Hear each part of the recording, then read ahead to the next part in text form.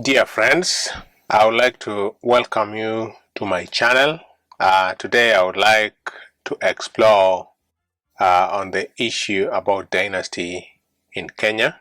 This issue was prominent during the just concluded 2022 general elections in Kenya. It was claimed that Kenya has had two dynasties since independence. That is, that two families have played a prominent role in Kenyan politics since independence, and this was in reference to the Kenyatta family and the Odinga family. And the claim here was mainly used against Raila Odinga, and it was aimed at trying either to stifle or to stop him from becoming president. And this was largely met.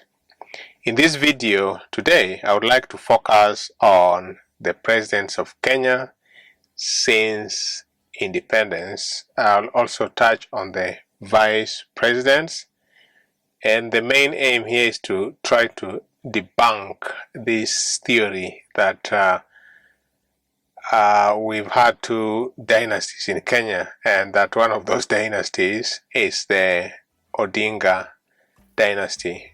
Welcome. If you have not subscribed, please subscribe to my channel so that you don't miss any of the videos as they come out. As you would realize, we are living through a very, very difficult time all over the world. Experienced this in America with the coming of Donald Trump and his largely disastrous presidency. We also saw this in Brazil with the coming of Bolsonaro, who was a protege basically of Donald Trump. And we've also seen the effect of this in Venezuela, the total or near total collapse of a country that was very developed. And we continue seeing the effect of what we are having in the contemporary world in the war in Ukraine. The difficult era today we live in is called the age of disinformation. That's the main thing that's affecting the whole world. It is something that should worry all of us. The fact that it's no longer possible to determine what is truth and what is falsehood. That given a set of things to compare, you don't know where facts stand and where falsehood stand. So this is something that should really, really worry all of us. And in Kenya we had this. So before I proceed, I would just like to touch on the Kenyan presidency since independence. The first president was Jomo Kenyatta. Second president was Daniel Toroitich Arap Moi. The third president was Mwai Kibaki. The fourth president was Uhuru Kenyatta. And the fifth president is now William Samoei Ruto. We've had several vice presidents, with Oginga Odinga becoming the first vice president. We had Murumbi, who was the second vice president. Then Moi was the third vice president. Moi chose Mwai Kibaki as his vice president once he became president. And then Josephat Karanja followed. And then Professor George Saitoti. And then we had Musalia Mudavadi. We've had Kalonzo Musyoka Stephen. We've also had Michael Kijana Wamalwa, Moody Awori, and William Samoei Ruto as the vice presidents. And then we've also had two elective, not basically elective, but political offices the prime ministers of Kenya, and the first one was Jomo Kenyatta from 1963 until 1964, when Kenya became a republic, and we had Raila Odinga becoming the prime minister of the Republic of Kenya during the coalition government between 2008 and 2013. You will notice Odinga held the office of the vice president, and then Raila Odinga became the prime minister. But in between, we've had Moi, who ruled for 24 years. That was the longest serving Kenyan president. And we've also had Mwai Kibaki serving for 10 years as Kenyan president. Uhuru Kenyatta for 10 years as Kenyan president. So when we talk about dynasty, I don't think the Odinga family really plays a prominent role in that argument, and I think it's a lot of falsehood being peddled around to cover the fact that when we talk about dynasty in Kenya, the reference should mainly be on the ethnic dynasty or tribal dynasty, because we've had two communities, Kikuyu and Kalenjin, sharing the leadership of Kenya since independence. That is what dynasty politics is about. And I think the argument about Raila Odinga being part of the dynasty was brought in basically to cover that. The sad thing is that because of disinformation, we have been made to believe that William Samoei Ruto was never in government of Uhuru Kenyatta, and that in fact Raila Odinga was the second in charge of that administration. That is an outright lie. I don't know how people believed in that. I don't know how that even sinks in as something that should be considered in the realm of things that really happened. We have also been told that William Ruto is the savior of the struggling poor in Kenya.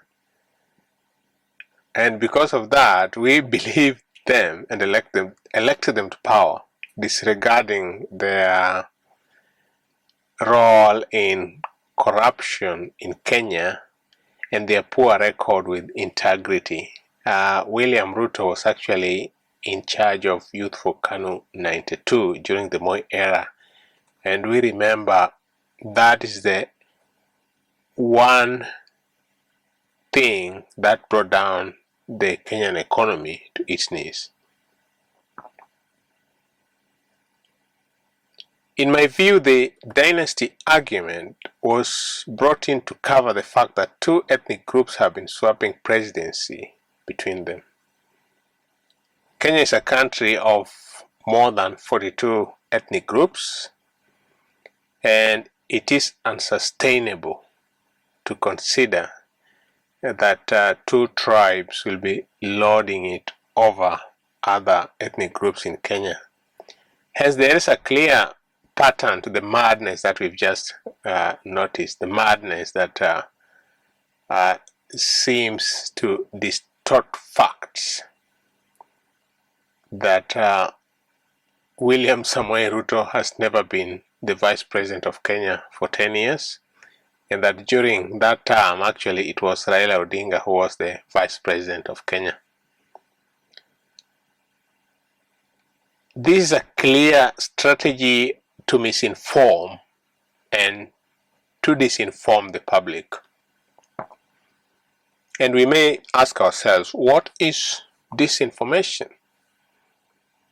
Disinformation is basically false information or peddling false information.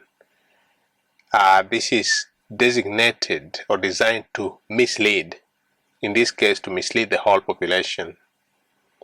It's a propaganda issued by a government organization. It may be directed towards a rival power or the media. And then we have misinformation, which is basically another form of disinformation. But misinformation is simply passing inaccurate information willingly, knowingly that it is inaccurate. And the intention is to mislead or simply to deceive. For example, that we have Dynasty and the Kenyatta Dynasty and the Odinga Dynasty are the main dynasties in Kenya, and that Raila Odinga since 2013 has been the number 2 in Kenyan politics, and that William Ruto was never part of the Uhuru government and did not play a part in any of the decision-making processes that occurred in Kenya since 2013. That is complete rubbish, complete misinformation. And we've just looked at the Kenyan presidency since independence, and the simple factual history of Kenyan presidency, as can be seen, has been used to disinform Kenyans. And the purpose is to perpetuate the tribal hegemony in Kenya. And when you look at it, you would ask yourself, what's the role of President Uhuru Kenyatta in whatever happened? We know that he is now serving as the African peace envoy. He's just been to South Africa to sign the Ethiopian peace deal, and he flew to Burundi to try to negotiate another peace agreement between the Democratic Republic of Congo and Rwanda. So for me, the Uhuru presidency seems to have been involved in this scheme, that the handshake, the BBI, the Uhuruto disagreements were just part of a grand scheme of disinformation, fully supported and fully funded and fully endorsed by the Kenyan government. The problem we have as Kenyans is that the impact of disinformation is huge. We see the breakup in society in the USA with the disastrous Donald Trump presidency. We've seen the breakup of Venezuela.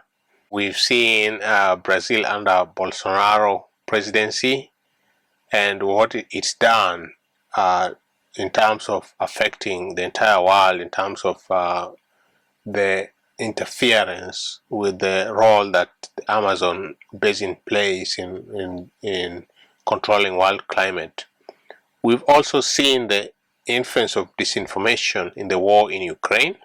In fact, in Ukraine, it is far worse, that we've been made to believe that Ukraine was harboring Nazis and that Vladimir Putin was justified in going after these Nazis. We now realize this was a grand scheme of systemic genocide against the people of Ukraine. But what's the impact on the Russians? For those who've been following the news, you can see almost fanatical support of the war in Ukraine by Russians, that they believe in what their government is telling them, and that they cannot differentiate between open falsehood and facts, and some of them even calling for the drowning of the children of Ukraine. We do not know how this will end, but we need to redouble our efforts to rid ourselves of disinformation from our society and our politics. President William Ruto and his team must not rely on disinformation as a policy of government. Soon we may be told that the economy is growing at 20% when 70% of the population cannot afford a decent meal. Truth matters, and it will set you free. In the contemporary world, you need to stand by the truth. But first of all, you need to know what is truth. Thank you very much.